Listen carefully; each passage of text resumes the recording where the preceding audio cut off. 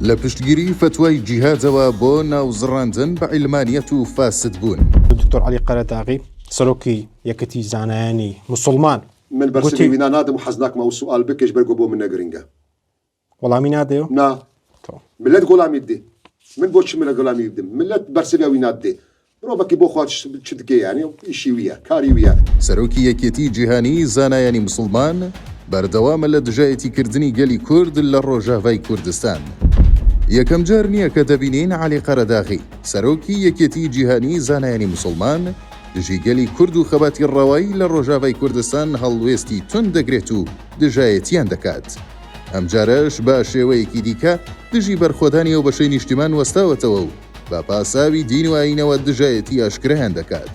ئەو جیالەوەی پێشتر پشتگیری فتوای ئەوقافی سووریای کرد لەسەر جیهاد دژی کورد لە ڕۆژاوا و چەندین جار لە میدیاکانەوە دژی خەباتی هەسەدە و ئەو بەشەی کوردستان قسەی توندی کرد. ئەم جارەش هەڵوێستێکی دوور لە بەها نیشتمانی و نەتەوەیەکانی گرتووە و دەڵێت موسڵمانم و کوڕیەماینەم، فکرم بە هیچ عەقیدەیەکی فاسد و ئایدۆلۆژیای هیچ پارتێکی عەلمانی پیس نەکردووە. عەلی قەرەداغی لە تۆڕی کۆمەڵایەتی ئێکس ڕایگەیاندووە: من لەگەڵ هەسەدە و هاوشێوەکانیان نیم، دژی ئایدۆلۆژیاکانیانم کە لەگەڵ ئایندا دەیکەن بەشەڕ یان پەراوێزی دەخەن یان دژایەتی دەکەن. لە ڕاستیدا ئەگەر سەرنجی خەبات و تێکۆشانی هێزەکانی سووریای دیموکرات و گەلی کورد بدەین بۆمان دەردەکەوێت شەڕی ئەوان لەسەر خاک و نیشتمانە، نەک دین و ئاین و ئیسلام.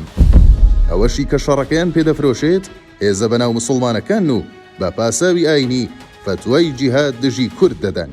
ئەو کات بە ئەوەش باس بکرێت کە سەدان و هەزاران مامۆستا و زانای ئاینی کورد بوونیان هەیە کە ئەم خەباتە بەڕەوانە و دەبەن و هیچ کاتێک وەکو عەلی قەرەداغی نەچوونەتە ژێر ڕکێب و سیاسەتی ئەو لایەنانە کە دژی کورد و بەرژەوەندیەکانی گەلی کوردن.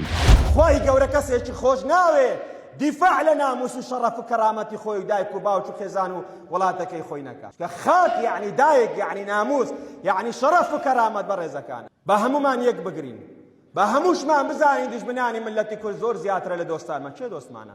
ئەو چوار پارچەیە ئەگەر یەک بگرێ هەمومان یەک جەستا، یەک ئازار، تەنها بەنیەتی ئەوەی با بەسە زوڵممانێ نەکات. بەڵام عەلی قەرەداغی بە ئەمر و فەرمانی وڵاتانی عەرەبی تاوەکو ئێستا چەندین جار هەڵوێستی گۆڕیوە و تەنانەت پۆست و قسەکانیشی لە سۆشیال میدیای خۆی ڕەش کردوێتەوە. عەلی قەرەداغی بەدەر لەوەی سەرقاڵی بازرگانیە و لە وڵاتی خەتەردا دەنیشێت و ڕۆژێک لە ڕۆژان وەکو مامۆستایەکی ئاینی نەتەوەیی بەرگری لە گەلەکەی نەکردووە، بەڵکو ڕابردووی نیشانی داوە لە هەر شوێنێک دژی کورد قسەیەک بکرێت ئەو دەبێتە دەمڕاست و کەوا سووری بەر لەشکری نێیارانی کورد. دوایین هەڵوێستیشی لەبارەی ڕۆژاوای نیشتمان نمونەیەکە کە لە بیری هیچ کەسێک ناچێتەوە.